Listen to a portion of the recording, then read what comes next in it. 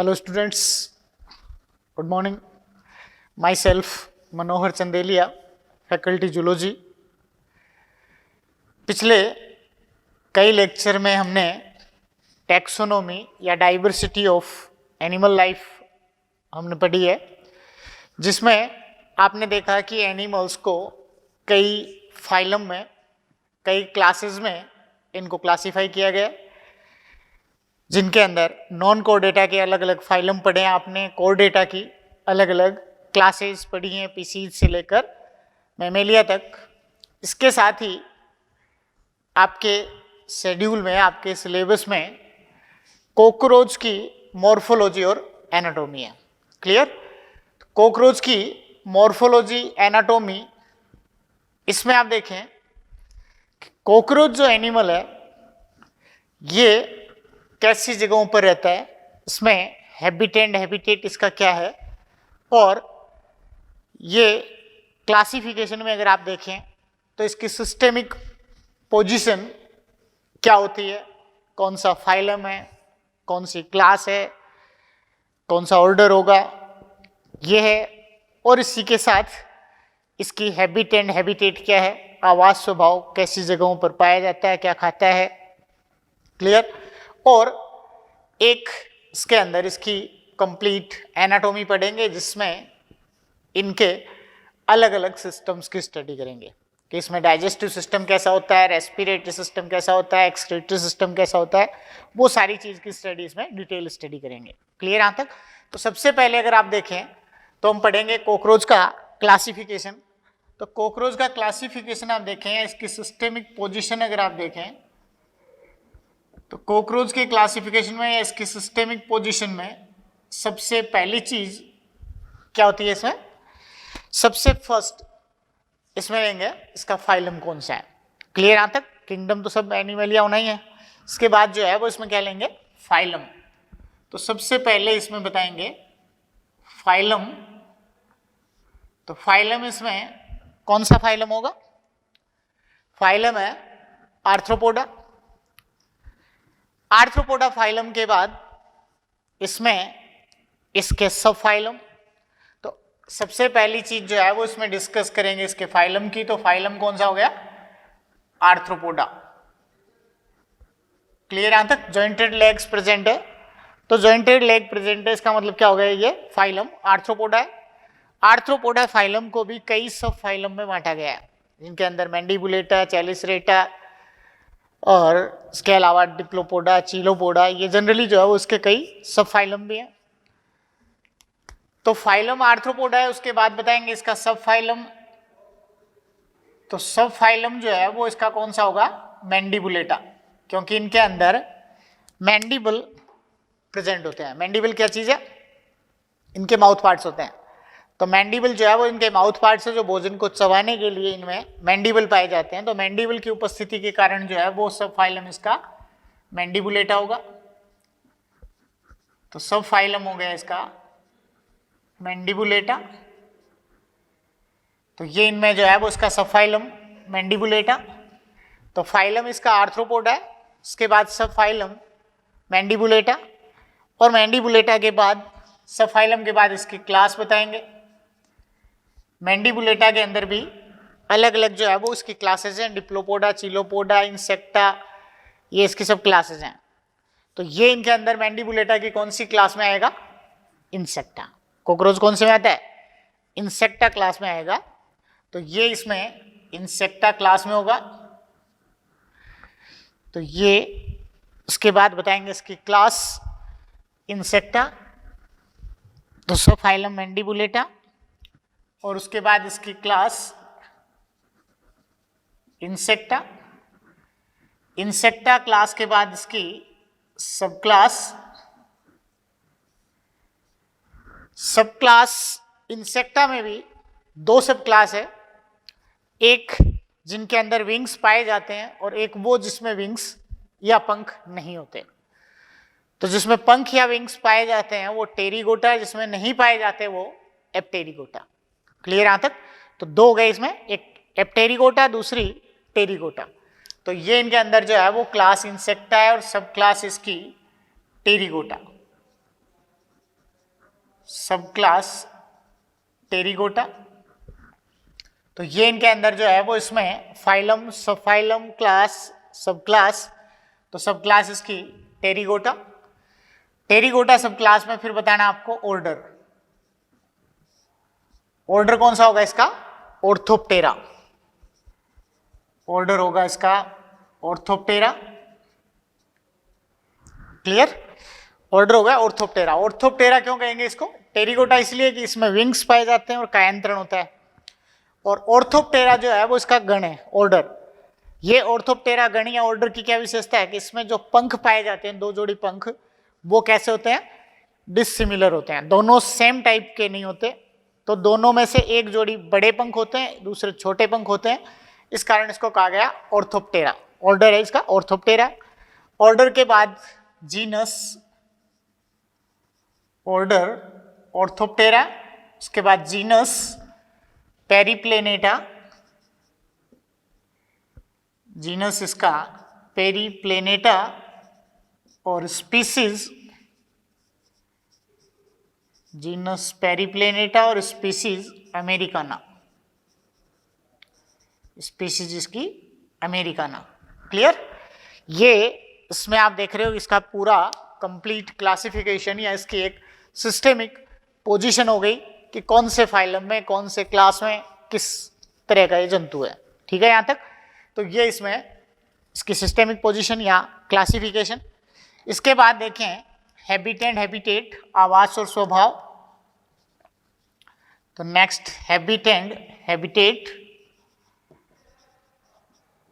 तो habit and habitat में या आवास एवं स्वभाव जो है, इसमें क्या बताएंगे? क्या होता है इसका आवास एवं स्वभाव?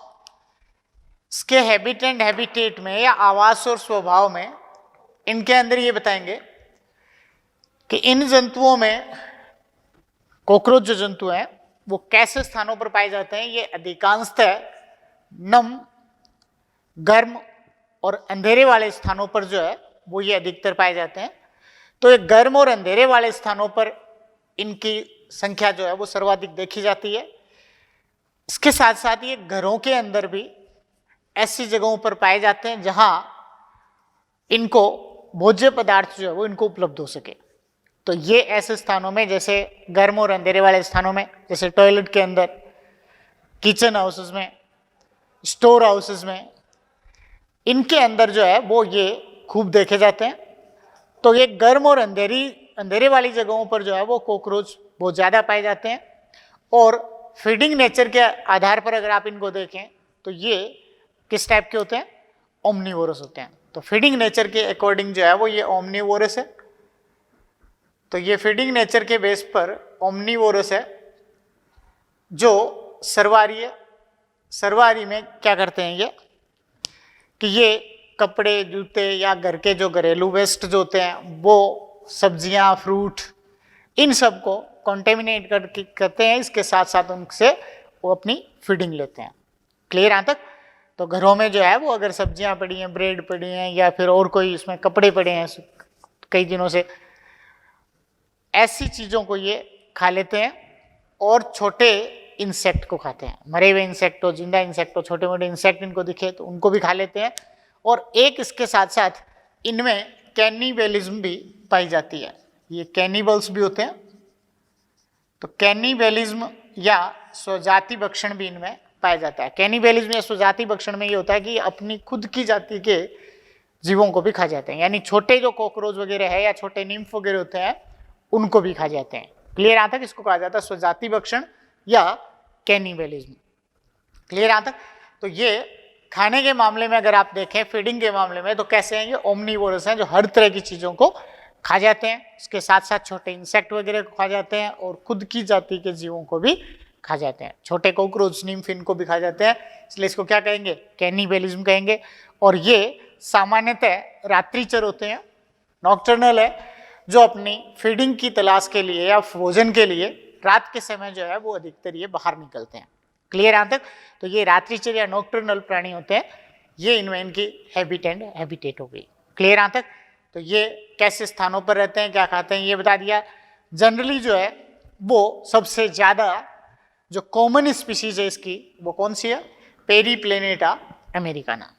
क्लियर यहां तक? तो सबसे कॉमन, मोस्ट कॉमन स्पीशीज है वो पेरीप्लेनेटा अमेरिकाना है, जो चमकीले काले भूरे रंग के होते हैं। समझ गए? कलर जो है वो कैसा होता है इनका? चमकीले काले भूरे रंग के होते हैं। लेकिन शीतोष्ण क्षेत्रों में या ट्रॉपिकल एरिया में अगर आप देखें तो उन ट्रॉपिकल एरिया के अंदर कुछ हरे, पीले, लाल इस तरह के कॉकरोच भी देखे जा सकते हैं। क्लियर? इनमें ब्लाटा जर्मेनिका है, ब्लाटा ओरिएंटेलिस है, ये भी इसकी कॉमन स्पीशीज होती हैं। ब्लाटा जर्मेनिका, ब्लाटा ओरिएंटेलिस ये इसकी कॉमन स्पीशीज है। ये ब्लाटा जो है वो कॉकरोच साइज में छोटे कॉकरोच होते हैं। पेरीप्लेनेटा अमेरिकाना जो साइज में बड़े और लंबे कॉकरोच होते हैं, जबकि ब्लाटा जर्मेनिका, ब्लाटा ओरिएंटेलिस ये छोटी साइज के कॉकरोच होते हैं। क्लियर यहां तक? अब इसमें ये एक हैबिटेट, उसके बाद इसमें देखेंगे इनकी मॉर्फोलॉजी। तो ये आपने देख लिया कि ये ओमनीवोरस है, कैनिबलिज्म भी होते हैं, और इसके साथ साथ रात्रिचर या नॉकटर्नल होते हैं। ठीक है? अब इसके बाद इसके एक्सटर्नल मॉर्फोलॉजी। तो एक्सटर्नल मॉर्फोलॉजी में कॉकरोच जो शब्द है, एक चीज और ध्यान रखें, कॉकरोच नाम इसको किस आधार पर दिया गया है? कुकरेचा के आधार पर। कॉकरोच नाम इनको कुकरेचा शब्द के आधार पर दिया गया है। कुकरेचा, कुकरेचा का मतलब होता है तेज धावक, फास्ट रनर। कुकरेचा शब्द जो है इसका शाब्दिक अर्थ क्या होता है? तेज धावक या फास्ट रनर होता है। ये जंतु बहुत ही तेजी के साथ और एकदम फास्ट स्पीड में जो है वो गति करते हैं। तो तेजी से फास्ट स्पीड में गति करने के कारण इन जंतुओं को कॉकरोच कहा गया। ये कॉकरोच जंतुओं में लगभग एवरेज अगर 25 डिग्री सेंटीग्रेड टेम्परेचर पर अगर ये कॉकरोच रहते हैं तो उनकी रफ्तार 70 से 130 सेंटीमीटर प्रति सेकंड होती है। तो ये किस एवरेज पे? लगभग 25 डिग्री सेंटीग्रेड टेम्परेचर हो तो इस 25 डिग्री सेंटीग्रेड टेम्परेचर पर इनकी रफ्तार है वो 70 से 130 सेंटीमीटर।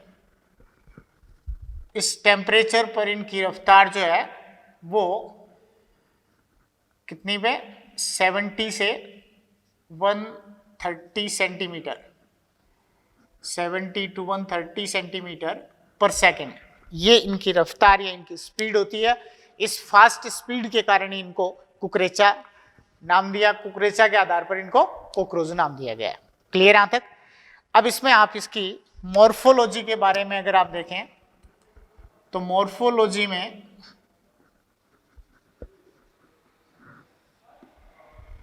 अगर आप कॉकरोच की देखें तो कॉकरोच जो है वो जनरली द्विपार्श्व सममित या बाइलेटरल सिमेट्रिकल जंतु होते हैं, जिनके अंदर शरीर डोर्सो वेंट्रली कॉम्प्रेस्ड बॉडी होती है। इनकी डोर्सो वेंट्रली कॉम्प्रेस्ड बॉडी होने का मतलब है कि पृष्ठ अधर सतह से थोड़ा सा शरीर जो है वो इनका चपटा, थोड़ा सा दबा हुआ शरीर होता है इनका। पूरी तरीके से प्लेटफॉर्म की तरह नहीं होता लेकिन कॉम्प्रेस्ड होता है। तो ये डोर्सो वेंट्रली जो है वो कॉम्प्रेस्ड बॉडी होती है और उसके साथ साथ बाइलेटरल सिमेट्रिकल होते हैं। कैसा होगा? बाइलेटरल सिमेट्रिकल होते हैं इसके साथ साथ ये। तो इन जंतुओं के अंदर क्या होगा इनमें कि ये जंतु मेटामेरिकली सेगमेंटेड होते हैं। तो ये इनके अंदर जो है वो मॉर्फोलॉजी में अगर आप देखें तो ये बाइलेटरल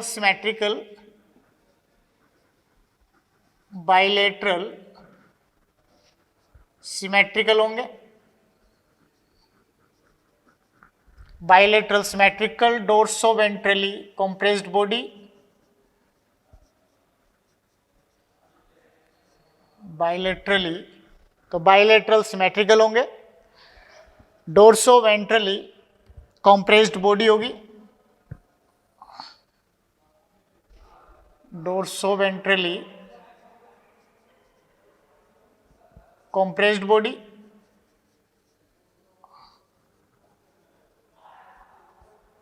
तो ये बाइलेटरल सिमेट्रिकल होंगे, डोर्सो वेंट्रली कॉम्प्रेस्ड इनकी बॉडी होती है।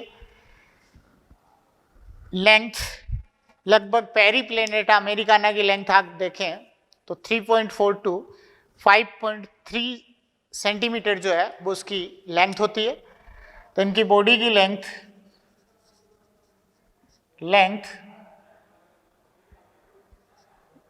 3.4 टू लेंथ 3.4 टू 5.3 सेंटीमीटर ये इनकी बॉडी की लेंथ होती है। टोटल लेंथ अगर आप देखें इनकी तो 3.4 टू 5.3 सेंटीमीटर इतनी इनकी लेंथ होगी। और ये जनरली जो है वो कलर में कैसे होते हैं, ये कलर ब्राइट ब्राउन कलर होता है, ब्राइट ब्राउन कलर होगा इनका। तो ये इनमें जो है वो लेंथ इन कितनी होगी, कलर इनका ब्राइट ब्राउन कलर होता है, एकदम चमकीला भूरा रंग होगा। ये एक पेरीप्लेनेटा अमेरिकाना में जो है वो जनरली इनकी ये होंगी। और बॉडी जो है वो सेगमेंटेड बॉडी होती है। क्लियर यहां तक? बॉडी कैसी होगी, मेटामेरिकली सेगमेंटेड बॉडी होती है इनकी, मेटामेरिकली सेगमेंटेड बॉडी।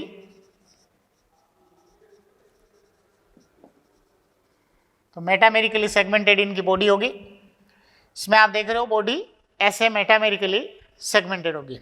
और इसके बाद जो है वो इनके अंदर बॉडी कितने पार्ट में डिफरेंशिएट होती है, इनकी बॉडी जो है वो 3 पार्ट में डिफरेंशिएट होगी।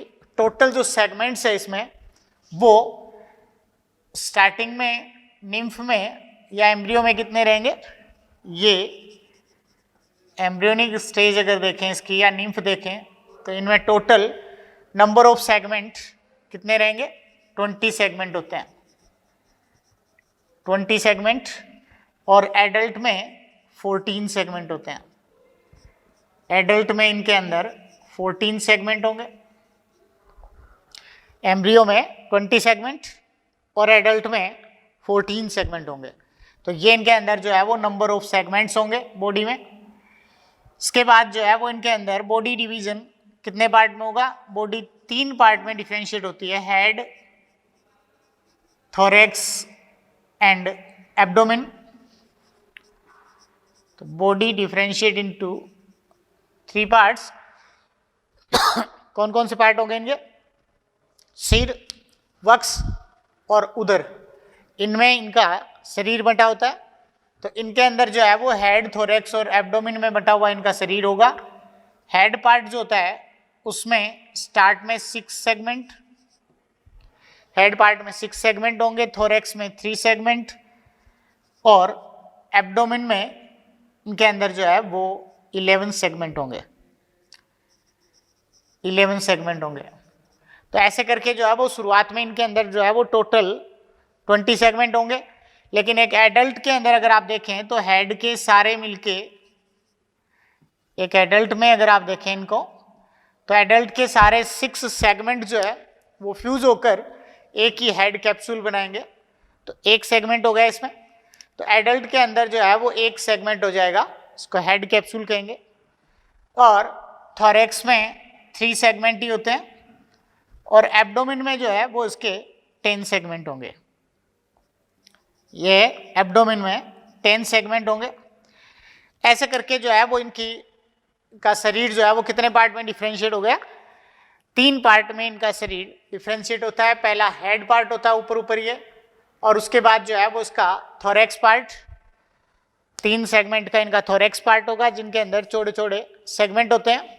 और उसके बाद इसका लास्ट पार्ट जो है वो एब्डोमेन या उदर भाग होता है। इसका एब्डोमेन या उदर भाग होता है, उसमें शुरू में 11 खंड होते हैं, लेकिन उसके बाद जो है वो इसमें एडल्ट कॉकरोच में 10 सेगमेंट होंगे। तो ये इसमें इसका सेगमेंटेशन और बॉडी डिवीजन होगा। अब इसमें आप देखें कि इसका हेड पार्ट है वो कैसा होगा और किन भागों में बटा होता है, क्या क्या चीजें इसके अंदर पाई जाती है हेड पार्ट में। तो सबसे पहली चीज जो है वो इसमें हम पढ़ेंगे हेड के बारे में। सबसे फर्स्ट जो है वो उसके हेड के बारे में पढ़ेंगे। तो कॉकरोच के अंदर जो हेड होता है वो हाइपोग्नेथस हेड होता है। हाइपोग्नेथस हेड का मतलब होता है कि इनका सिर भाग है वो एक लचीली ग्रीवा के द्वारा या फ्लेक्सिबल नेक के द्वारा वो वक्ष भाग के साथ समकोण पर या 90 डिग्री एंगल पर नीचे की ओर झुका होता है, इसलिए क्या कहेंगे इसको, हाइपोग्नेथस। तो किस टाइप से होता है इनका हेड जो है वो, जनरली इनके अंदर स्टेप से कॉकरोच में हेड होगा।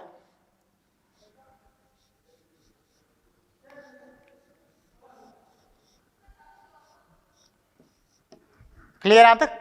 तो ये आप देख रहे हो कि हेड जो है वो इनकी जो थोरेसिक बॉडी है, थोरेसिक बॉडी के साथ इस तरीके से जो है वो 90 डिग्री के एंगल पे झुका होता है। तो थोरेसिक एक्सिस जो है या थोरेक्स की जो लॉन्ग एक्सिस है, उस थोरेक्स की लॉन्ग एक्सिस के साथ ये 90 डिग्री के एंगल पे नीचे की तरफ झुका होता है। क्या कहेंगे इसको, हाइपोग्नेथस हेड कहेंगे।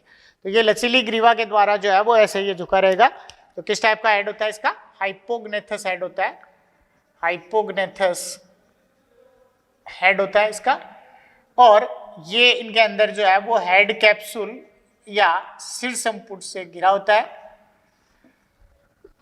तो ये हेड कैप्सूल या सिर संपुट में पैक जो है या इससे लाइंड होता है, और उसके कारण जो है वो इसके अलग अलग 6 सेगमेंट जो है वो इस पार्ट में नहीं दिखते। क्लियर यहां तक? जो निम्फ अवस्था में 6 सेगमेंट होते हैं, लेकिन एडल्ट के अंदर जो है वो ये सारा हेड पार्ट है वो हेड कैप्सूल के अंदर पैक हो जाता है, जिससे वो अलग अलग सेगमेंट्स में नहीं दिखते। क्लियर यहां तक? तो एक ही सेगमेंट बनता है इसमें, ये इसमें। तो हेड कैसा हो गया, हाइपोग्नेथस इसका हेड होगा, और ये हेड वाला पार्ट है उसके अग्र सिरे पर इसमें माउथ होगा। तो हेड के अग्र सिरे पर या एंटीरियर एंड पर माउथ होता है, अग्र सिरे पर इसके माउथ या मुख होगा। क्लियर यहां तक? तो हेड के अग्र सिरे पर मुख या माउथ होता है।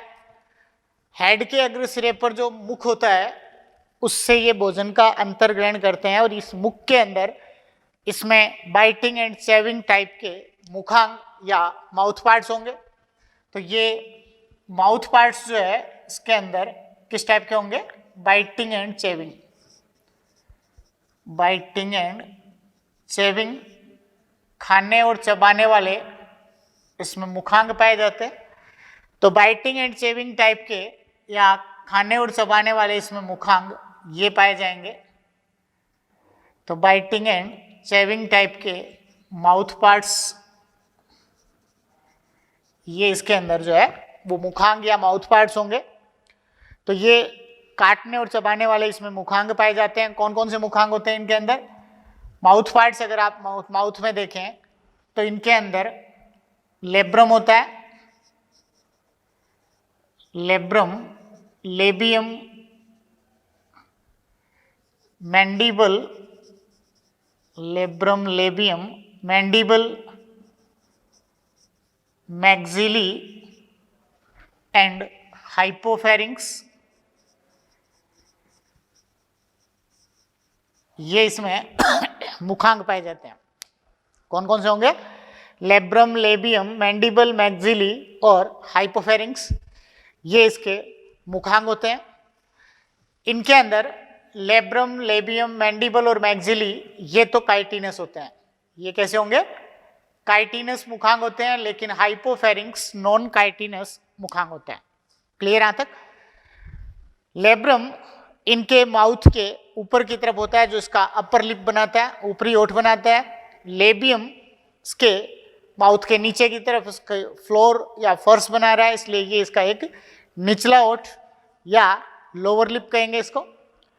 मैंडिबल दो जो है एक जोड़ी होती है mandible, labrum labium single single होते हैं, मैक्सिली और मैंडिबल ये इनके अंदर पेयर में होते हैं। तो मैंडिबल एक पेयर है और मैक्सिली भी इसमें एक पेयर होती है। तो एक पेयर मैंडिबल और मैक्सिली, इनमें मैंडिबल किस टाइप से होते हैं,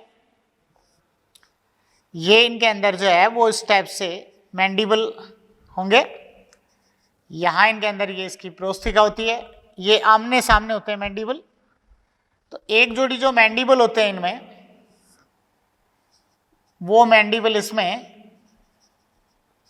इस टाइप से, एक ये हो गया, दूसरा इसके सामने इसमें मैंडिबल ये होता है। तो ये इसके अंदर जो है वो दोनों आमने सामने जो है वो इसके मैंडिबल होते हैं। ये मैंडिबल क्या करेंगे इसके अंदर, ये भोजन को चबाने का काम करेंगे। तो मैंडिबल जो आमने सामने मैंडिबल होते हैं ये एक दूसरे के, इसके अंदर मसल्स होती है, तो ये इनके अंदर जो मसल्स होती है उन मसल्स के कारण ये दोनों मैंडिबल एक दूसरे के पास आते हैं, दूर जाते हैं, जिसके कारण से भोजन को चबा सकते हैं। तो ये चबाने वाले मुखांग होते हैं।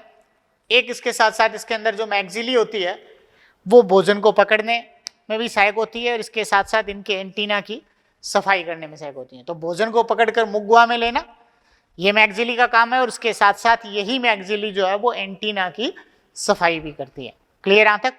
तो ये इसमें मैग्जिली, तो लेब्रम, लेबियम, मैंडिबल और मैग्जिली जो है वो किस टाइप के मुखांग होते हैं, ये मुखांग जो है वो काइटिनस होते हैं, काइटिन से बने हुए, और इसके अलावा हाइपोफेरिंक्स जो है वो नॉन काइटिनस मुखांग होता है। क्लियर यहाँ तक? तो नॉन काइटिनस जो मुखांग है, हाइपोफेरिंक्स, जो मुख के अंदर बीच में प्रेजेंट होता है, ये इसमें जीभ की तरह काम करता है, जीभ की तरह प्रेजेंट होता है, जिसके ऊपर सैलाइवरी ग्लैंड आकर खुलती है, और यहाँ ये सैलाइवरी ग्लैंड इसमें सैलाइवा सिक्रीट करती है। क्लियर यहाँ तक? ये इसके मुखांग हो गए। दूसरा, सिर भाग जो होता है, उस सिर भाग के दोनों पार्श्व में कंपाउंड आई होती है। सिर भाग ये है, इस सिर भाग के दोनों पार्श्व में जो है वो एक जोड़ी कंपाउंड आई, तो इनके अंदर एक जोड़ी कंपाउंड आई या संयुक्त नेत्र होते हैं, एक जोड़ी इनमें कंपाउंड आईज या संयुक्त नेत्र होंगे। तो इनके अंदर जो एक जोड़ी कंपाउंड आई या संयुक्त नेत्र पाए जाते हैं, ये संयुक्त नेत्र या कंपाउंड आई है वो किसमें सहायक होते हैं, इनके किसी भी वस्तु की इमेज बनाने में ये सहायक होते हैं। फोटो रिसेप्टर हैं ये, तो फोटो रिसेप्टर होते हैं या प्रकाश संवेदी अंग है, जो बाहर से किसी ऑब्जेक्ट को देखने पर उसकी इमेज या उसके प्रतिबिंब जो है वो उसके अंदर बनते हैं, तो ये इनके देखने में सहायक होती हैं। इसी के साथ साथ इनमें एक पेयर जो है वो ऑसिलर स्पॉट या सिंपल आई होती है, एक पेयर जो है वो इसमें ऑसिलर स्पॉट या सिंपल आई होंगी। तो इनके अंदर एक पेयर ऑसिलर स्पॉट या सिंपल आईज है, वो क्या काम करेंगे इनमें, ये इनके अंदर जो है वो एक जोड़ी ऑसिलर स्पॉट या सिंपल आई सरल नेत्र है, वो क्या काम कर रहे हैं यहाँ, ये सरल नेत्र जो है वो जनरली इसमें अवशेषी अंग के रूप में पाए जाते हैं, जिनके फोटो रिसेप्शन में या इनके अंदर जो है वो इमेज फॉर्मेशन में इनका कोई रोल नहीं होता। क्लियर यहाँ तक? ये एक वेस्टिजियल टाइप की आईज है, वो इसके अंदर प्रेजेंट होती हैं, जो इनके कंपाउंड आईज के अंदर की तरफ ही प्रेजेंट होती हैं। क्लियर यहाँ तक? कंपाउंड आईज के आगे एक जोड़ी इसमें एंटीना होते हैं,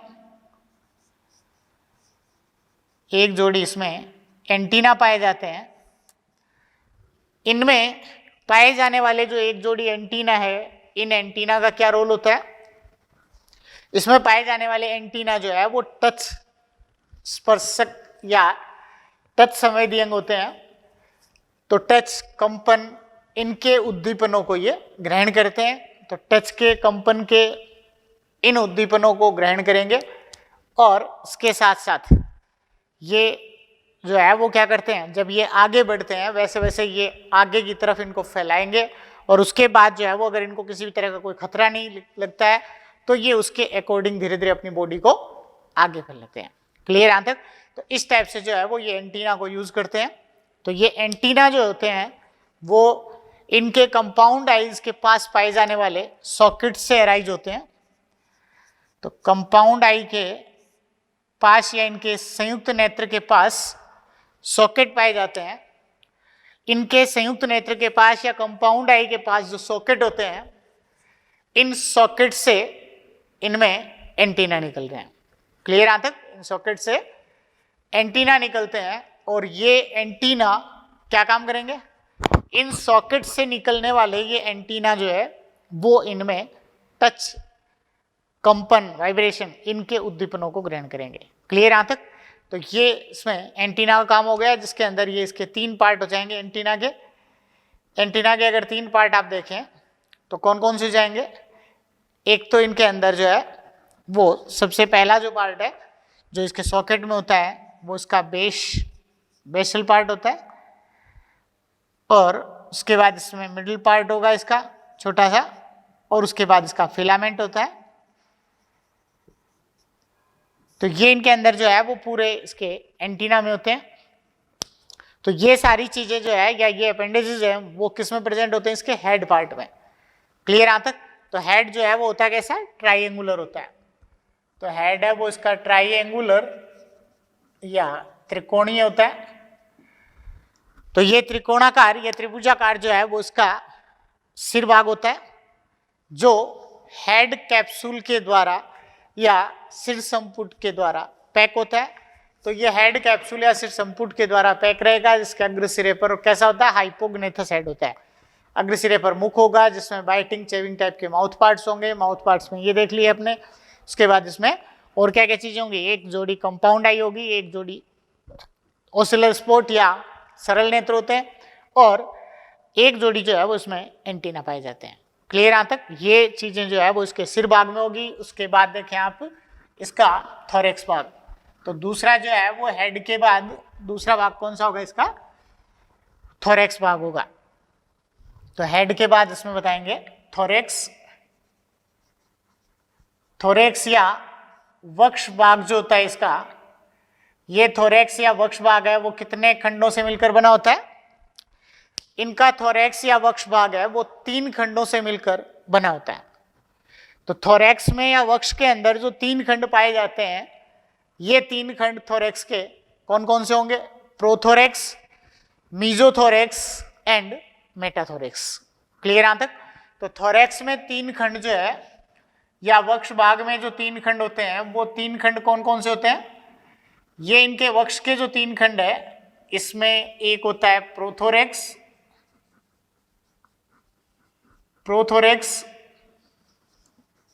मीजोथोरेक्स और मेटाथोरेक्स। ये इनके अंदर जो है वो थोरेक्स के 3 खंड होते हैं। तो इनका जो वक्ष भाग है या थोरेसिक भाग है, इस थोरेसिक भाग में या वक्ष भाग के अंदर 3 खंड होंगे। एक प्रोथोरेक्स होता है, एक मीजोथोरेक्स और तीसरा मेटाथोरेक्स होता है। क्लियर यहाँ तक? ये इनके एब्डोमिनल सेगमेंट से थोड़े से चौड़े सेगमेंट होते हैं। एब्डोमिनल सेगमेंट थोड़े से छोटे होते हैं इनसे, और थोरेसिक सेगमेंट ये थोड़े से चौड़े सेगमेंट होते हैं। क्लियर यहाँ तक? इन थोरेसिक भाग में कौन कौन से अपेंडेजेस पाए जाते हैं? इनमें थोरेसिक पार्ट में क्या होंगे? 2 पेयर विंग्स होंगे और 3 पेयर वॉकिंग लेग्स होंगे। तो इनके अंदर जो है वो थोरेसिक पार्ट में 3 पेयर वॉकिंग लेग्स या चलन टांगे पाई जाती हैं। तो इनके अंदर जो है वो हर सेगमेंट पर एक एक जोड़ी चलन टांग होती है। हर सेगमेंट पे एक जोड़ी प्रोथोरेक्स पर होती है, दूसरी मीजो पे, तीसरी मेटाथोरेक्स पे। क्लियर यहाँ तक? तो इनमें थोरेक्स पार्ट में या वक्ष भाग में 3 खंड है। इन तीनों ही खंडों पर एक एक जोड़ी चलन टांग होती हैं। क्लियर यहाँ तक? तो इसमें ये 3 खंड है और तीनों ही खंडों पर एक एक जोड़ी चलन टांग पाई जाती है, वॉकिंग लेग होती है। इन तीनों पर जो चलन टांगे या वॉकिंग लेग होती हैं, ये भी अलग अलग 5 खंडों से मिलकर बनी होती हैं। इन वॉकिंग लेग्स के अंदर अगर आप देखें इनके खंड, तो कौन कौन से खंड होंगे इनके? कोक्सा, ट्रोकेंटर,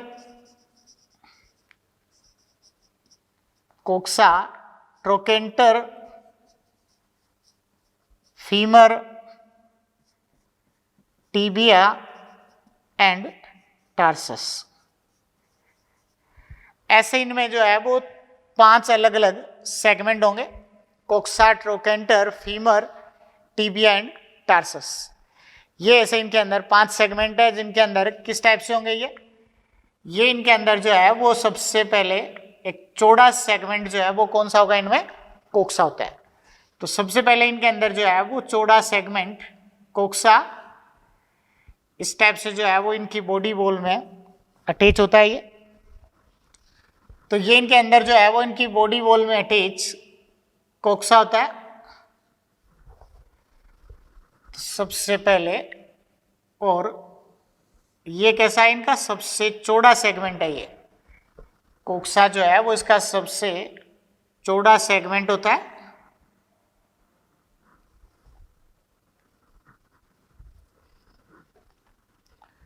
तो ये कोक्सा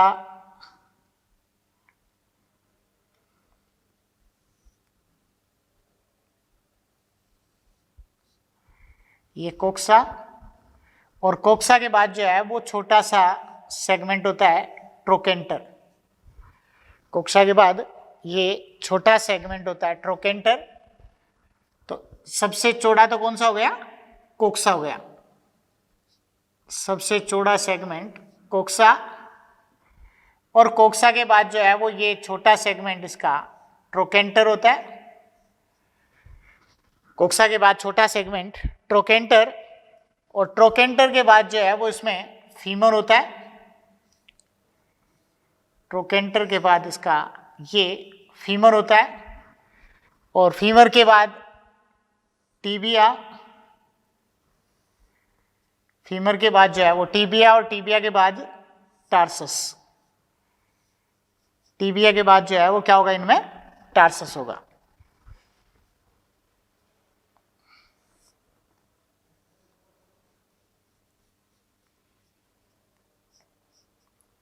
ये इनमें टीबिया के बाद जो है वो टार्सस होगा।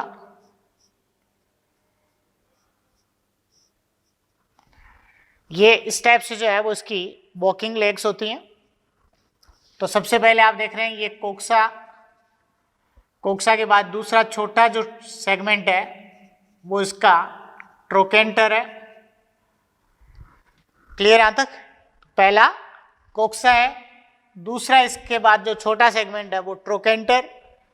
ट्रोकेंटर के बाद आप देखें इसमें ये कोक्सा, ट्रोकेंटर, फिर उसके बाद फीमर, फीमर के बाद टीबिया और tarsus. Tibia and tarsus. Tarsus जो है वो कई छोटे छोटे टार्सोमियर में बटी होती है, और ये इसमें एरोलियम या पल्विलस होता है। क्लियर यहां तक? तो इसमें आप देख रहे हैं कि कोक्सा, ट्रोकेंटर, फीमर, टीबिया, टार्सस, ये इसमें 5 सेगमेंट है। कोक्सा सबसे चौड़ा सेगमेंट है जो इसको इनकी बॉडी वॉल के साथ अटैच रखता है।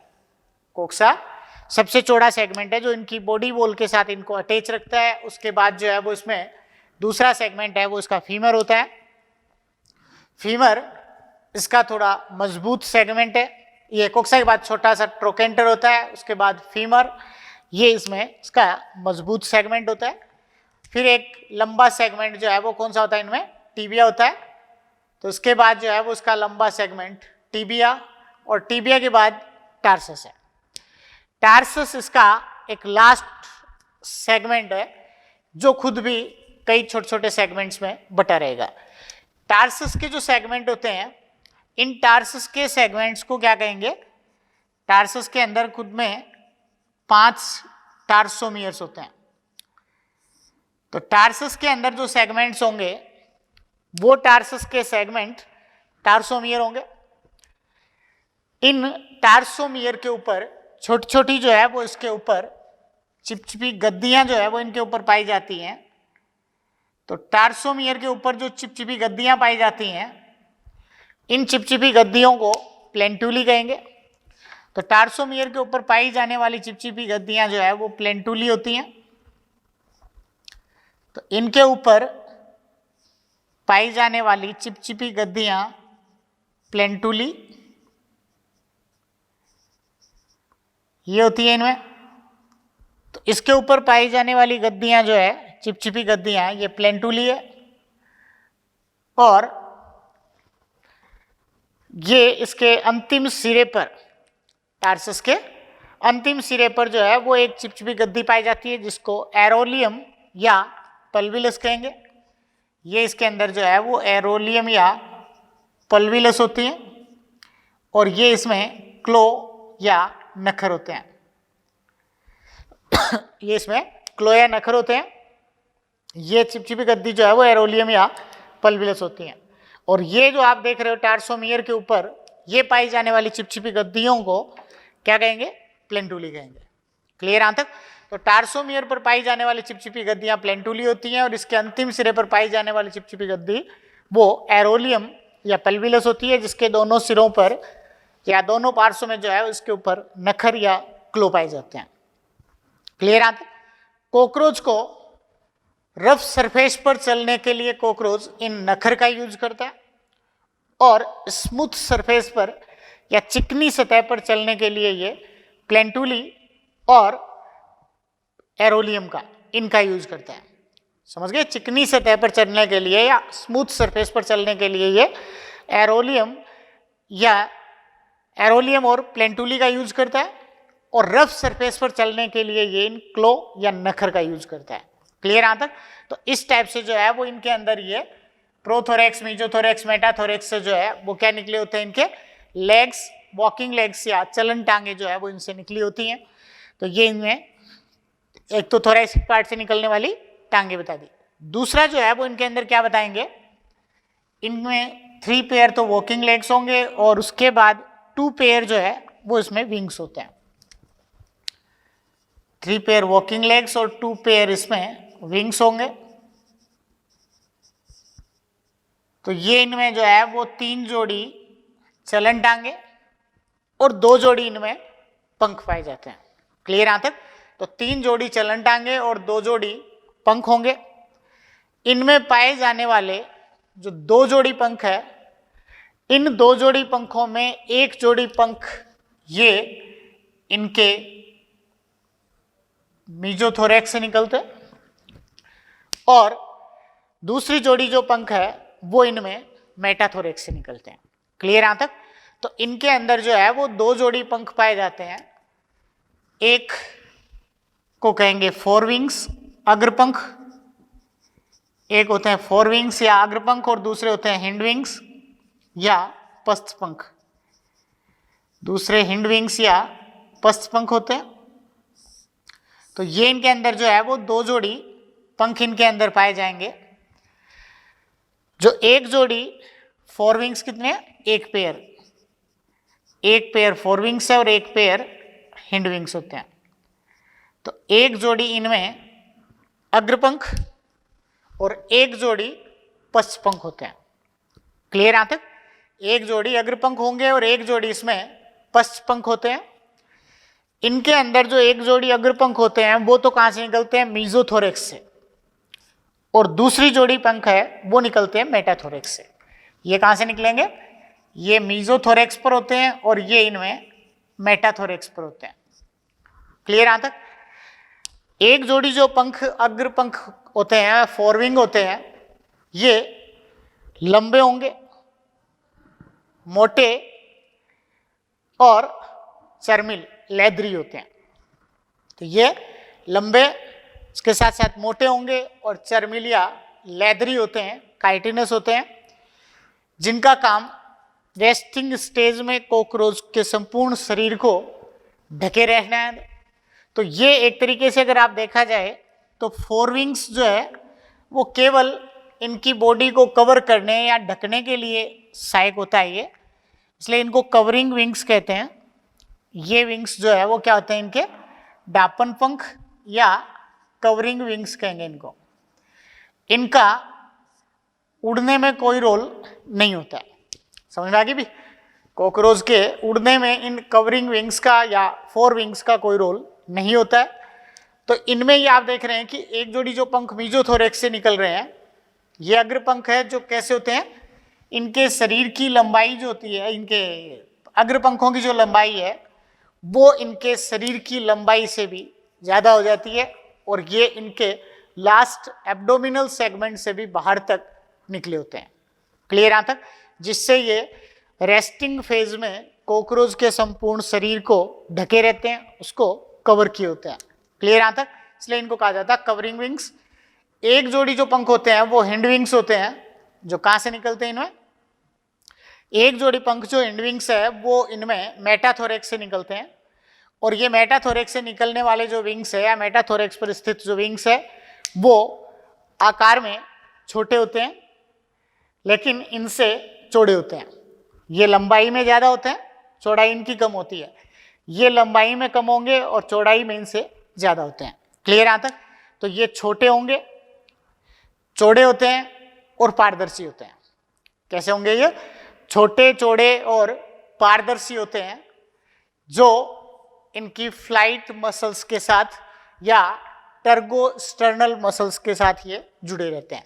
तो ये इनके अंदर जो है वो हिंड विंग्स इनकी फ्लाइट मसल्स के साथ, फ्लाइट मसल्स उड़ने वाली पेशियां, तो फ्लाइट मसल्स या उड़न पेशियों के साथ ये जुड़े रहते हैं। तो ये फ्लाइट मसल्स या उड़न पेशियों के साथ जुड़े रहेंगे, जो क्या काम करेंगे? ये फ्लाइट मसल्स के साथ जुड़कर इनके कुछ दूरी की उड़ान भरने में सहायक होते हैं। क्लियर यहाँ तक? कॉकरोच बहुत ज़्यादा लंबी उड़ान नहीं भर सकता, लेकिन कुछ दूरी तक जो है वो ये उड़ान भर सकते हैं। वो किसके कारण पॉसिबल है? इन हिंड विंग्स के कारण जो है वो ये पॉसिबल है, क्योंकि हिंड विंग्स के साथ ही फ्लाइट मसल जुड़ती है, फोर विंग के साथ कोई मसल्स नहीं होती। क्लियर यहाँ तक? तो फोर विंग जो है वो केवल शरीर को ढकने का काम करती है और हिंड विंग्स जो है वो इनके उड़ने में भी सहायक होती हैं, और इसको क्या कहा जाता है? एलिट्रा कहते हैं। ये इसमें एलिट्रा कहलाती है। क्लियर यहाँ तक? दोनों ही अग्रपंख और पश्चपंख दोनों के अंदर जो है वो कुछ नर्व्यूल्स या ब्लड वेसल्स का जो है वो इसके अंदर जाल भरा होता है। तो इनके अंदर जो है वो पूरे पंखों के अंदर जो ब्लड वेसल्स का जाल होता है, ये इनके अंदर इस टाइप से जो है वो ब्लड वेसल्स का जाल इनके पूरे पंखों के अंदर जो है वो जगह जगह पर पाया जाता है। तो ब्लड वेसल्स का जो जाल पूरे पंखों पर ऐसे पाया जाएगा, तो पंखों में पूरे में जो है वो इस तरह का पाया जाने वाला जो जाल है, इसको क्या कहेंगे? नर्व्यूल्स कहेंगे। ये जनरली जो है वो शुरू में तो क्या होते हैं?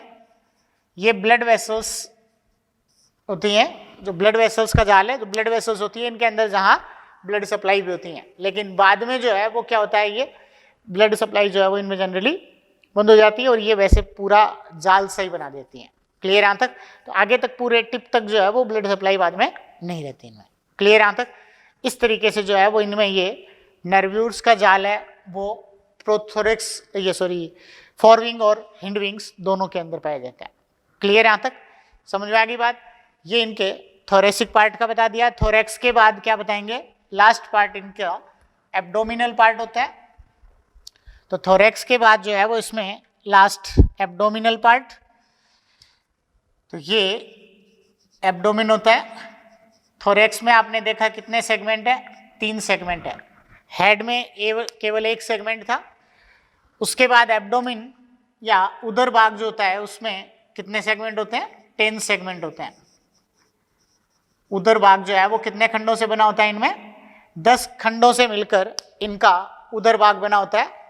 और इस उदर भाग में या एब्डोमिनल सेगमेंट में लास्ट एब्डोमिनल सेगमेंट पर क्या पाया जाता है? लास्ट एब्डोमिनल सेगमेंट पर गुदा पाई जाती है, एनस होता है। तो इनके लास्ट एब्डोमिनल सेगमेंट पर गुदा या एनस पाई जाती है। तो इनके जो लास्ट सेगमेंट पर जो एनस होती है या गुदा होती है, उसके द्वारा ये अनडाइजेस्टेड फूड को या अपचित भोज्य पदार्थों को बाहर निकाल देते हैं। और इसमें 7वें जो मादा होती है, उस मादा में या फीमेल के अंदर जो है वो 7th सेगमेंट की स्टर्नाइट, 7th सेगमेंट की जो स्टर्नाइट है वो ज़्यादा बड़ी होती हैं, सॉरी टर्गाइट, ये इनके अंदर जो है वो ज़्यादा बड़ी होती हैं, जो क्या काम करेंगी? 7th tergite. तो इनके अंदर जो है वो 7th टर्गाइट ज़्यादा बड़ी होती हैं, जो 8th और 9th सेगमेंट के टर्गाइट को ढके रहती है। क्लियर यहाँ तक? तो 7th जो है वो 8th और 9th सेगमेंट के टर्गाइट को ढके रहती हैं और ये क्या बना देते हैं? 7th 8th 9th मिलके 7th 8th and 9th tergite ये 7वीं 8वीं 9वीं टरगाइट जो है वो आपस में मिलकर क्या बना देंगी, इसका जिनाइटल चेंबर जो है वो बनाएंगी, जनन कक्ष बनाएंगी। ये इनके अंदर जो है वो जिनाइटल चेंबर या जनन कक्ष बना देती हैं।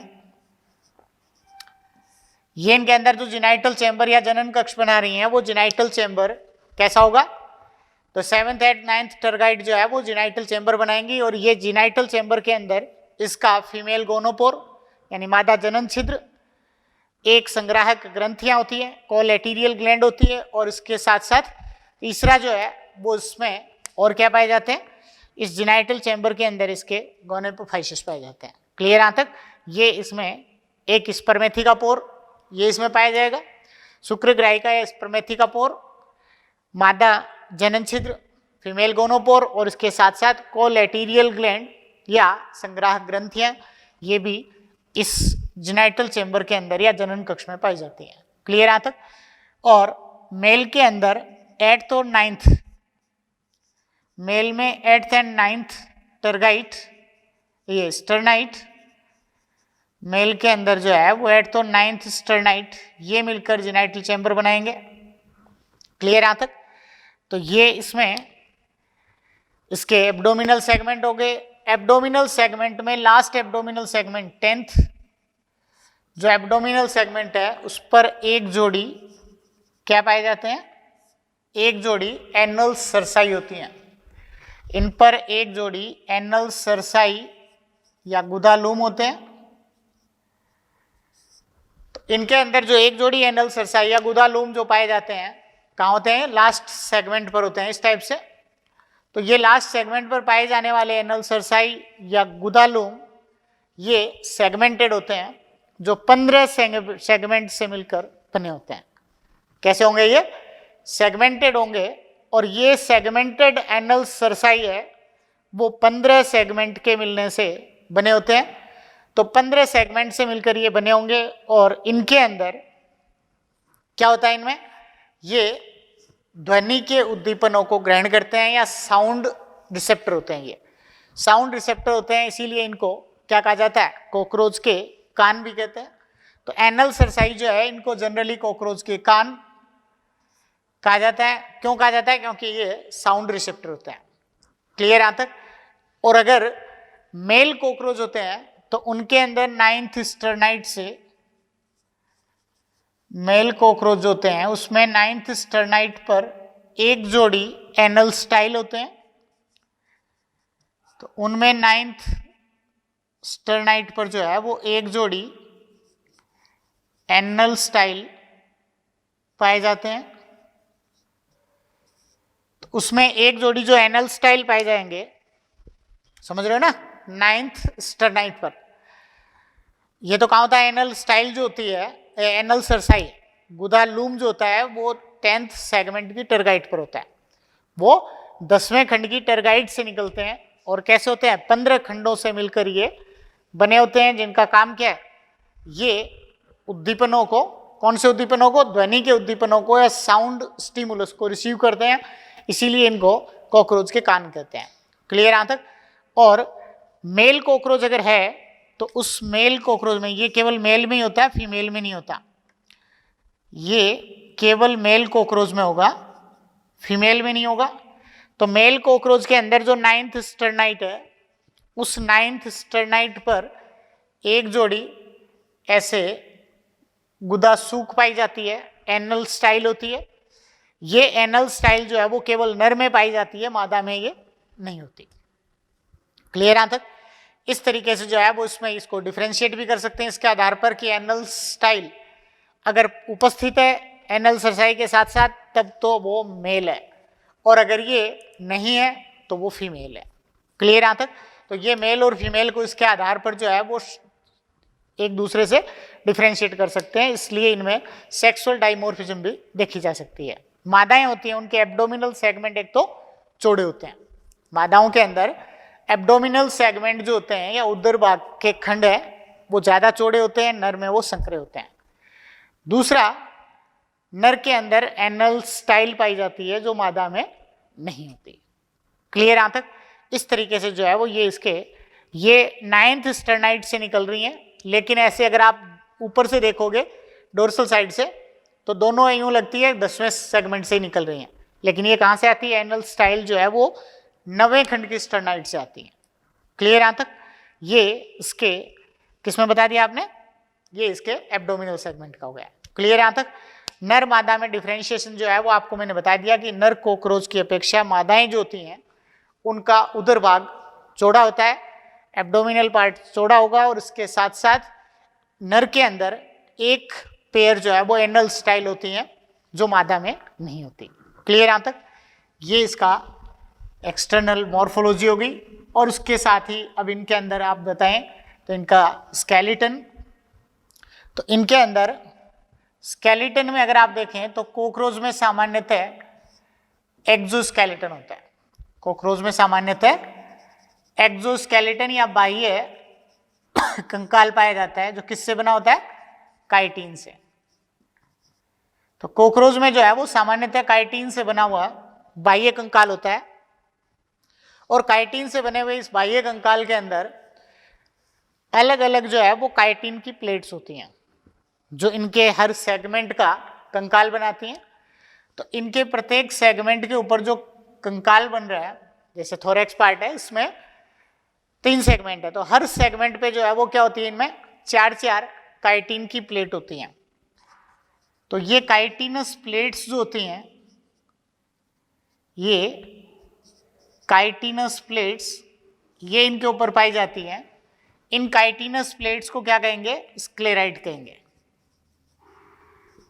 इनके ऊपर जो है वो प्रत्येक खंड में 4 काइटिन की प्लेट जो है वो प्रत्येक खंड में पाई जाती है, और प्रत्येक खंड में पाई जाने वाली इन 4 काइटिन की प्लेट्स को क्या कहेंगे? स्क्लेराइड। इनमें से एक स्क्लेराइड है वो तो कहां होती है? डोर्सल में।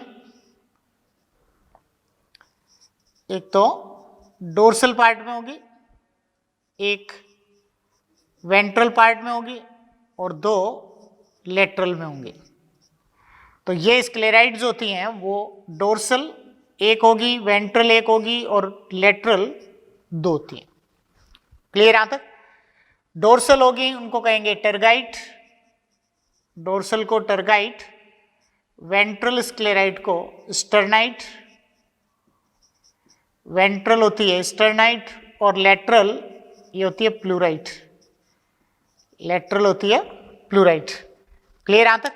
इस तरीके से आप देख रहे हैं कि इनमें प्रत्येक खंड के ऊपर 4 प्लेट जो है वो उस पर प्रेजेंट होती है। डोर्सल प्लेट जो होती है वो होती है टर्गाइट, सिंगल होती है, वेंट्रल एक होती है स्टर्नाइट, और लेटरल साइड में 2 होती हैं जिनको कहेंगे प्लूराइट।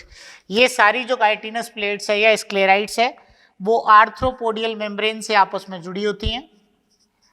इनको आपस में कनेक्ट कौन करता है? आर्थ्रोपोडियल मेम्ब्रेन। तो संधिकारी झिल्ली आर्थ्रोपोडियल मेम्ब्रेन के द्वारा जो है वो आपस में एक दूसरे के साथ ये इंटरकनेक्ट होती हैं। तो आर्थ्रोपोडियल मेम्ब्रेन के साथ एक दूसरे के साथ ये इंटरकनेक्ट होंगी और क्या बना रही है? पूरे सेगमेंट का स्केलेटन या कंकाल बनाती है। क्लियर यहां तक? हेड के ऊपर जो कंकाल होता है वो इसका हेड कैप्सूल होता है।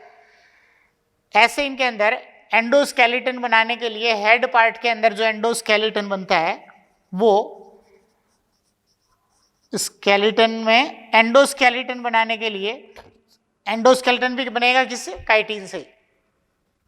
एंडोस्केलेटन हेड पार्ट का जो एंडोस्केलेटन बनेगा उसको कहेंगे टेंटोरियम। हेड पार्ट का जो एंडोस्केलेटन है उसको टेंटोरियम कहेंगे। थोरेक्स और एब्डोमेन के अंदर थोरेसिक पार्ट के अंदर जो है वो प्रेजेंट होगा वो उसमें जनरली थोरेक्स तक होता है, एब्डोमेन में एक्सोस्केलेटन नहीं होता। तो थोरेसिक पार्ट के अंदर जो होगा उसको क्या कहेंगे? ये एपोडिम्स होती हैं काइटिन की प्लेट्स। तो एब्डोमेन ये थोरेक्स पार्ट में जो है वो उसकी काइटिन की जो प्लेट होती है जो एंडोस्केलेटन में आती है अंदर की तरफ प्रेजेंट है वो एपोडिम्स होती हैं, और हेड पार्ट में टेंटोरियम होता है। ये इसके एंडोस्केलेटन और एक्सोस्केलेटन हो गए। क्लियर यहां तक? ये इसकी क्या हो गई? External morphology. इसके बाद हम देखेंगे इसकी एनाटॉमी। क्लियर? तो ये इसके मॉर्फोलॉजी और मॉर्फोलॉजी के बाद एनाटॉमी जिसमें सारे सिस्टम्स आएंगे। Digestive system, respiratory system, excretory system, circulatory system, इसमें रिप्रोडक्टिव सिस्टम, ये सारे सिस्टम्स आएंगे। क्लियर? इसमें मॉर्फोलॉजी में के बाद जो है वो हम देखेंगे इसकी एनाटोमी। एनाटोमी में अलग अलग सिस्टम पढ़ेंगे। सबसे पहले जैसे हम पढ़ रहे हैं डाइजेस्टिव सिस्टम, तो डाइजेस्टिव सिस्टम जो है इसमें क्या बताओगे आप? कॉकरोच के डाइजेस्टिव सिस्टम में क्या क्या चीज़ें होंगी? एक तो इसकी कंप्लीट एलिमेंट्री कैनाल होती है और उसके साथ साथ डाइजेस्टिव ग्लैंड होती हैं। तो इसमें डाइजेस्टिव सिस्टम में जो है वो इसके एलिमेंट्री कैनाल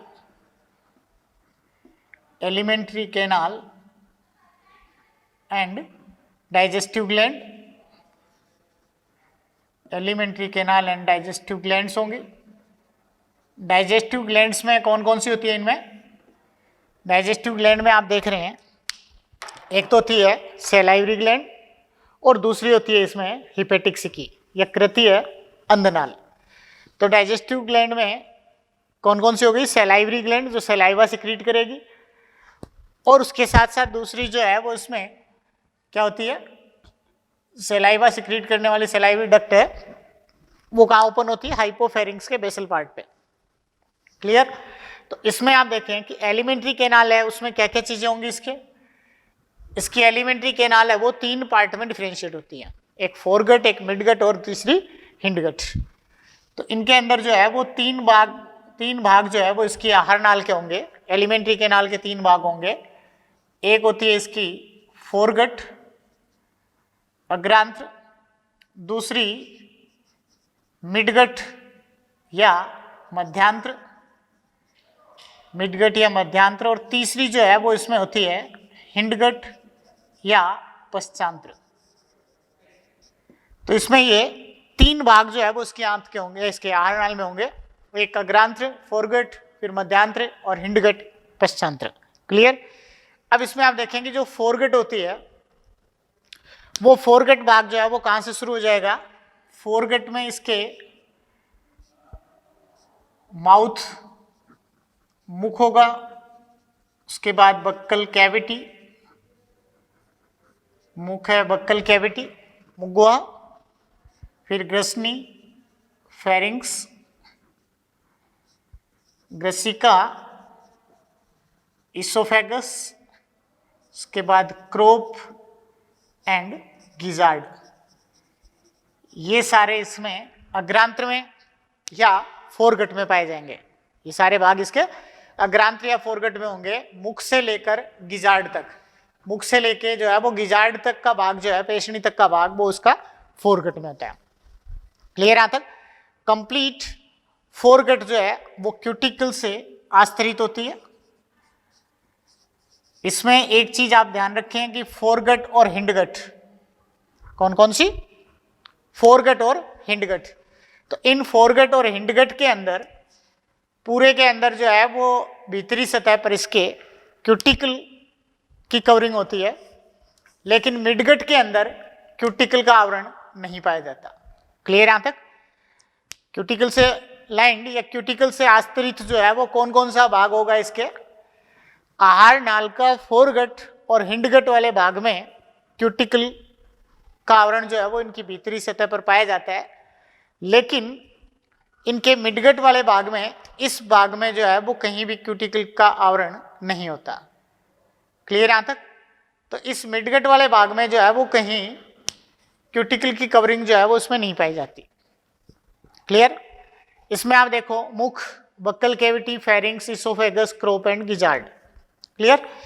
इसका जो मुख वाला भाग होता है वो सिर के अग्र सिरे पर स्थित होता है। जो आपको बताया था हाइपोग्नेथस टाइप का हेड होता है, उस सिर के अग्र सिरे पर जो है वो मुख होता है, जो किस में खुलेगा? मुख गुहा में, बक्कल कैविटी में खुलता है, और उसके अंदर बाइटिंग और सेविंग टाइप के जो है वो कुछ मुखांग, लेब्रम, लेबियम, मैंडिबल, मैक्सिली और हाइपोफेरिंक्स, ये इसमें पाए जाते हैं। जो क्या करेंगे? ये मुखांग जो है वो भोजन को छोटे छोटे टुकड़ों में तोड़ देते हैं। मुखांगों का काम, जैसे मैंडिबल है वो क्या काम कर रहा है? बाइटिंग और चेविंग का काम कर रहा है, काटने कुतरने का काम जो है वो कर रहा है, चबाने का, काटने का काम कर रहा है। तो वो क्या करेगा? भोजन को बड़े टुकड़े जो होते हैं, उन भोजन के बड़े टुकड़ों को छोटे छोटे टुकड़ों में तोड़ देता है, और फीडिंग के आधार पर आपको मैंने बता ही दिया कि ये सारी चीजें खा सकते हैं, ओमनिवोरस है, सेडिकली सब्जियां खा जाएंगे, फ्रूट्स खा जाएंगे, या कोई ब्रेड वगैरह पड़ी है वो खा जाएंगे, मांस वगैरह जो इसमें चमड़े वगैरह की कोई चीज़ें पड़ी है उनको खा जाते हैं, या फिर कोई कपड़े वगैरह पड़े हैं उनको खा जाते हैं, ठीक है, छोटे इंसेक्ट को खा जाते हैं। तो हर तरह की चीज़ें जो है वो ये खाते हैं। तो मुख गुहा के अंदर आने के बाद जो है वो वाइटिंग और चेविंग टाइप के जो माउथ पार्ट्स होते हैं वो भोजन को काट के छोटे छोटे टुकड़ों में तोड़ देते हैं, और भोजन को छोटे छोटे टुकड़ों में तोड़ने के बाद ये भोजन जो है उसकी स्वेलोविंग हो जाती है फेरिंक्स से होते हुए ईसोफेगस में। क्लियर यहाँ तक? तो भोजन जो है वो उसके बाद बक्कल कैविटी से फेरिंक्स और ईसोफेगस से होकर क्रोप में आ जाता है। यहाँ बक्कल कैविटी के अंदर इसमें भोजन का पाचन जो है वो पार्शियल डाइजेशन शुरू हो जाता है। समझ गए? बक्कल कैविटी के अंदर जो है वो सलाइवरी ग्लैंड जो है वो सलाइवा को रिलीज करती हैं। जो कहाँ रिलीज करेंगी सलाइवा को? हाइपोफेरिंक्स के आधारी भाग पर ये अपना सलाइवा सिक्रीट करती है, और उस सलाइवा के अंदर पाए जाने वाले कार्बोहाइड्रेट डाइजेस्टिव एंजाइम जिनके अंदर काइटिनेज होता है, काइटिनेज है, सेलुलेज है, काइटिनेज, सेलुलेज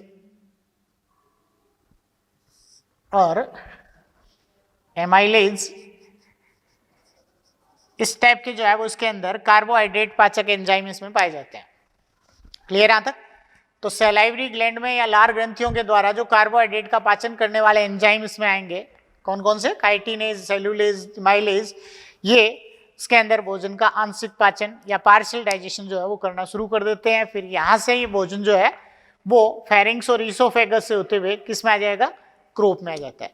तो यहाँ से ये भोजन जो है वो इस ईसोफेगस से होते हुए कहाँ जाएगा? ईसोफेगस से होते हुए जो है वो भोजन इसमें क्रोप के अंदर जो है वो भोजन आ जाता है। क्रोप क्या चीज होती है इनमें? ये क्रोप जो है वो यहाँ आमाशय की तरह या इसके स्टमक की तरह काम करेगा, जो भोजन को कुछ देर के लिए यहाँ पर रोक के रखता है। क्लियर यहाँ तक? तो क्रोप वाले भाग में जो है वो भोजन कुछ टाइम के लिए रुकता है, जिसके कारण उसके ऊपर जो है वो कुछ एंजाइम्स एक्टिवेट होकर उसको भोजन को पचा सके। क्लियर यहाँ तक? क्रोप वाले भाग के अंदर जो एंजाइम्स आएंगे वो कहाँ से आएंगे? हिपेटिक सिकी से, यकृत अंधनाल से आएंगे। तो ये इनके अंदर फोरगट और मिडगट, ये फोरगट और मिडगट का जो संधि स्थल है, इस फोरगट कहाँ तक है? गिजार्ड तक, उसके बाद यहाँ से मिडगट शुरू हो गई। तो फोरगट और मिडगट के संधि स्थल पर जो है वो 6 से 8 का मतलब 3 या 4 जोड़ी जो है वो क्या पाई जाती हैं? 6 से 8 जो है वो उस पे हिपेटिक या गैस्ट्रिक सिकी, इस भाग में जो है वो 6 से 8 हिपेटिक या गैस्ट्रिक सिकी, यकृत अंधनाल या जठरी अंधनाल, ये इसमें पाई जाती हैं। तो यहाँ इस संधि स्थल पर जो 6 से 8 यकृति अंधनाल या जठर अंधनाल जो है वो पाई जाएंगी, क्या काम करेंगी? ये हिपेटिक सिकी या गैस्ट्रिक सिकी जो है वो यहाँ पर कुछ डाइजेस्टिव एंजाइम्स को सिक्रीट करती है। हिपेटिक सिकी अंधनाल क्यों कह रहे हैं इनको? कि इनका दूसरा जो स्वतंत्र सिरा है वो क्लोज है। क्लियर यहाँ तक? जो दूसरा हिमोलिम्फ के अंदर जो है वो उसका स्वतंत्र सिरा जो होता है वो क्लोज होता है, इसलिए इसको कहा जाता है यकृतीय अंधनाल। क्लियर यहाँ तक? जो क्या करेगी? कुछ पाचक एंजाइमों का स्रावण करती है। ये पाचक एंजाइम गिजार्ड से होते हुए क्रोप में जाते हैं। पाचक एंजाइम गिजार्ड से होते हुए क्रोप में जाएंगे और क्रोप के अंदर रुके हुए उस भोजन का पाचन करते हैं। क्लियर यहाँ तक? तो क्रोप के ऊपर ये जब भोजन का पाचन करने के लिए एंजाइम रिलीज करेंगे, तो ये एंजाइम, कई तरह के एंजाइम जो है वो उसमें सिक्रीट होते हैं। एक तो कार्बोहाइड्रेट का पाचन करने वाले एंजाइम्स, क्लियर, एक प्रोटीन का पाचन करने वाले। तो इसमें प्रोटीन का पाचन करने वाले जो है वो ट्रिप्सिन एंजाइम है, या प्रोटीन पाचक एंजाइमों में trypsin enzyme, protease enzyme, trypsin, protease, तो इस टाइप के जो है वो ट्रिप्सिन है, प्रोटीएज एंजाइम है, इस तरह के एंजाइम जो है वो इससे सिक्रीट होंगे। प्रोटीएज, पेप्टिडेज, तो ये इनके अंदर जो है वो ट्रिप्सिन, प्रोटीएज, पेप्टिडेज, ये एंजाइम किसको डाइजेस्ट करेंगे? प्रोटीन को डाइजेस्ट करेंगे। ये एंजाइम इसमें प्रोटीन को डाइजेस्ट करेंगे। ऐसे ही इनके अंदर जो है वो एमाइलेज, लैक्टेज, तो ये ट्रिप्सिन, प्रोटीएज, पेप्टिडेज एंजाइम है, वो तो क्या करेंगे, प्रोटीन को डाइजेस्ट करेंगे। ये प्रोटीन पाचक एंजाइम है।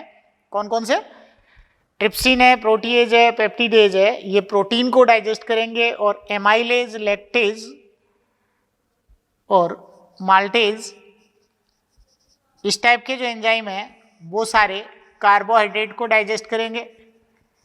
ये कार्बोहाइड्रेट को डाइजेस्ट करेंगे। और इसके अलावा लाइपेज एंजाइम है, लाइपेज एंजाइम है वो लिपिड को डाइजेस्ट करेगा, फैट को डाइजेस्ट कर देगा। इस तरीके से जो है वो ये इनमें अलग अलग एंजाइम्स जो है वो अलग अलग टाइप के एंजाइम है, वो इसमें अलग अलग भोजन के जो घटक होते हैं उनको डाइजेस्ट कर देंगे।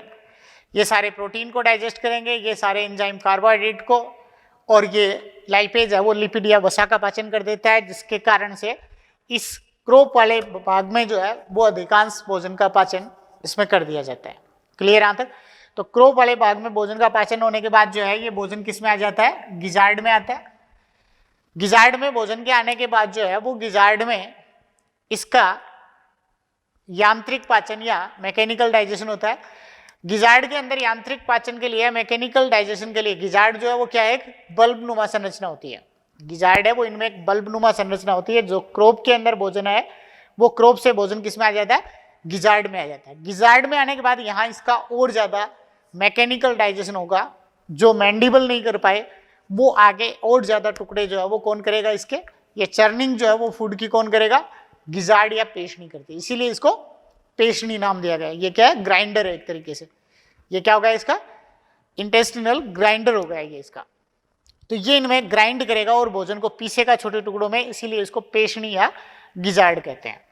इसके लिए इसमें जो है वो क्या पाया जाता है, इसके अंदर गिजार्ड की अगर आप इंटरनल स्ट्रक्चर देखें तो गिजार्ड की इंटरनल स्ट्रक्चर में या आंतरिक संरचना में, गिजार्ड की आंतरिक संरचना में या इंटरनल स्ट्रक्चर में जो है वो इस तरह की स्ट्रक्चर जो है वो इसमें पाई जाती है। तो ये इनके अंदर जो है वो गिजार्ड में इस तरह की स्ट्रक्चर होगी जिसमें यांत्रिक संरचना है, जिसमें बाहर की तरफ तो क्या होती है, ये इनके अंदर जो है वो गिजार्ड में मसल लेयर या पेशी स्तर होता है। क्लियर यहां तक। तो गिजार्ड के अंदर जो है वो ये तो क्या हो गया, इसका बाहर की तरफ जो है वो सर्कुलर मसल्स या मसल लेयर होती है। तो गिजार्ड के अंदर ये बाहर की तरफ इसकी मसल लेयर या पेशी स्तर होता है। और उसके बाद देखें अंदर जो है वो इसमें क्यूटिकल की लाइनिंग होती है। क्यूटिकल जो है वो इसमें कुछ जगह पर अंदर की तरफ ऐसे धसे रहते हैं। तो क्यूटिकल जो है वो ऐसे इसमें अंदर की तरफ धसकर जो है वो इसमें 6 क्यूटिकुलर टीथ बनाते हैं।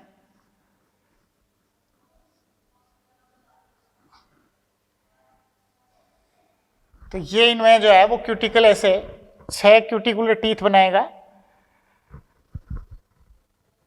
तो ये ऐसे जगह जगह पे ये अंदर की तरफ धंसी रहती हैं और ये अंदर की तरफ धंस के जो है वो क्या बनाते हैं, ऐसे क्यूटिकुलर टीथ बनाते हैं। क्लियर यहां तक। तो ये जो आप देख रहे हैं ये अंदर की तरफ ये क्या बन गई इसकी, ये क्यूटिकल है। तो क्यूटिकल अंदर की तरफ जो है वो क्या बना रही है, क्यूटिकुलर टीथ बना रही है। तो ये तो क्या इसकी मसल लेयर होती है। मसल लेयर सर्कुलर मसल्स की लेयर है और ये यहाँ पे क्या होती है, क्यूटिकल होती है। क्यूटिकल इसमें अंदर की तरफ इन्वेजिनेट होकर 6 स्थानों पर जो है वो क्यूटिकुलर टीथ बना देती हैं।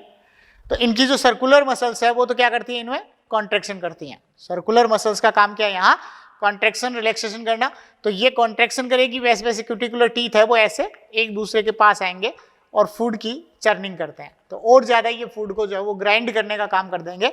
तो ये ग्राइंडर की तरह जो है वो यहाँ पेशनी काम करती है और पेशनी के अंतिम सिरे पर छलनी जैसी रचना जो है वो उसमें पाई जाती है।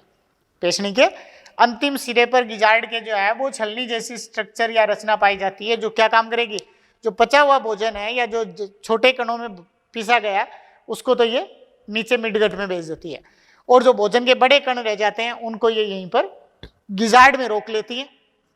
इस तरीके से यहाँ जो है वो गिजार्ड में ये प्रोवेंट्रिकुलस भी इसको कहा जाता है। तो प्रोवेंट्रिकुलस या गिजार्ड जो है उसके अंदर भोजन को पीसना और उसके साथ साथ भोजन को छानने का काम कर रही है।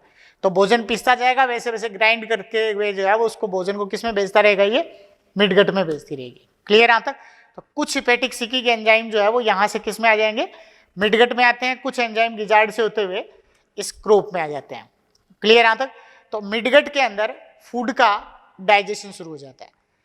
अब एक चीज यहाँ ये ध्यान देने की है कि गिजार्ड से जो भोजन मिडगट के अंदर आता है वहां फूड के चारों तरफ जो है वो इसमें क्या बना दिया जाता है, यहाँ गिजार्ड से जैसे ही फूड को मिडगट में भेजेंगे, गिजार्ड से फूड को मिडगट में भेजते हैं तो वो मिडगट में आने पर फूड के चारों तरफ एक पेरिट्रोफिक झिल्ली बन जाती है। तो यहां जो है वो फूड के चारों तरफ पेरिट्रोफिक मेम्ब्रेन या पेरिट्रोफिक झिल्ली बन जाती है। तो फूड के चारों तरफ जो पेरिट्रोफिक झिल्ली बन जाती है, पेरिट्रोफिक मेम्ब्रेन जब बन जाती है भोजन के चारों ओर, तो ये पेरिट्रोफिक मेम्ब्रेन है वो पचित भोज्य के लिए, पचित भोजन और एंजाइम के लिए तो होता है ये पारगम्य। पेरिट्रोफिक झिल्ली है पचित भोजन और उसके साथ साथ एंजाइम। तो पचित भोजन और एंजाइम के लिए कैसी होती है, ये पारगम्य होती है, परमिएबल होगी। तो ये इनके अंदर जो है वो गिजार्ड में भोजन जब आ जाता है तो भोजन पीसने के बाद और भोजन आने के बाद, डाइजेस्ट होने के बाद जो है वो उसके चारों तरफ क्या बन रही है, एक पेरिट्रोफिक झिल्ली बना दी जाती है। इस पेरिट्रोफिक झिल्ली का रोल ये होता है कि यहां तक जो भोजन था वो तो क्या था, भोजन जो है वो यहां तक क्यूटिकल से लाइंड होने के कारण अगर भोजन के कोई ठोस कण भी रह गए तो वो इसकी दीवार को, इसकी भित्ति को जो है वो नष्ट नहीं कर सकते, नुकसान नहीं पहुंचा सकते। क्लियर यहां तक? लेकिन मिडगट के अंदर भीतरी सतह पर क्यूटिकल नहीं पाई जाती। मिडगट में भीतरी सतह पर क्यूटिकल नहीं पाई जाती, इसलिए क्या होता है कि वहां इनके सॉलिड फूड पार्टिकल जो है वो इसकी वॉल को डैमेज नहीं करते, इसलिए पेरिट्रोफिक झिल्ली इसको कवर कर लेती है भोजन को। इसमें कुछ डाइजेस्टिव एंजाइम्स जो है वो इसकी झिल्ली को पार करके अंदर भोजन तक पहुंच सकते हैं और इसके साथ साथ पचा हुआ भोजन है वो भी इससे बाहर डिफ्यूज हो सकता है, जिसका मिडगट में एब्जॉर्प्शन हो सकता है। क्लियर यहां तक? उसके लिए ये परमिएबल झिल्ली होती है। तो ये किस लिए, ताकि ये इसकी वॉल को डैमेज नहीं कर दे। क्लियर यहां तक? उसके बाद मिडगट में जब फूड का डाइजेशन हो जाता है, मिडगट में फूड का डाइजेशन होने के बाद जो है वो ये यहां से होकर किस में आ जाता है, ये हिंडगट में आता है। हिंडगट में जो इसका पतला भाग होता है वो इलियम होता है। हिंडगट भी पूरी अंदर से क्यूटिकल से आस्तरित होती है।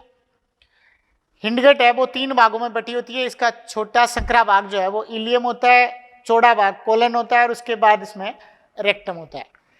इलियम के अंदर आने पर जो है वो जैसे ही इलियम में भोजन आता है, किससे गिरा हुआ, वो पेरिट्रोफिक झिल्ली से गिरा हुआ है। इलियम के अंदर भोजन आते ही जो है वो पेरिट्रोफिक झिल्ली फट जाती है और उसके बाद उसका भोजन जो है वो पचित भोजन सारा इलियम के अंदर जो है वो फ्री हो जाता है। उसके बाद उस भाग में जो है वो पचित भोजन का अवशोषण कर लिया जाता है और कोलन के अंदर जो है वो उस भोजन से जल के अणुओं को अवशोषित कर लिया जाता है। क्लियर यहाँ तक? तो इलियम तक आते आते जो है वो कंप्लीट भोजन का अवशोषण हो जाएगा, पचे हुए भोजन का, और इसमें से कोलन में इसके जल का अवशोषण कर लिया जाता है, जिसके कारण जो है वो रेक्टम तक आते आते जो है वो ये कैसा हो जाएगा, फूड सेमी सॉलिड फॉर्म में, अर्ध ठोस अवस्था में आ जाता है। और वहां आने के बाद जो है वो ये इस रेक्टम वाले भाग में या मलाशय के अंदर ही अपचित भोजन संग्रहित हो जाता है। उसके बाद इसको एनस या गुदा के द्वारा शरीर से बाहर निष्कासित कर दिया जाता है। ये इसमें भोजन का बहिक्षेपण या इसका इजेशन हो जाता है। क्लियर यहाँ तक? तो ये आप देख रहे हो पूरा डाइजेस्टिव सिस्टम और डाइजेशन की मैकेनिज्म हो गई। क्लियर यहाँ तक? इसके बाद हम कल चर्चा करेंगे इसके respiratory, excretory system, circulatory system और इनके एंडोक्राइन सिस्टम, कंपाउंड आइज है, रिप्रोडक्टिव सिस्टम है, ये सारी कल डिस्कस करेंगे। क्लियर? Okay, bye.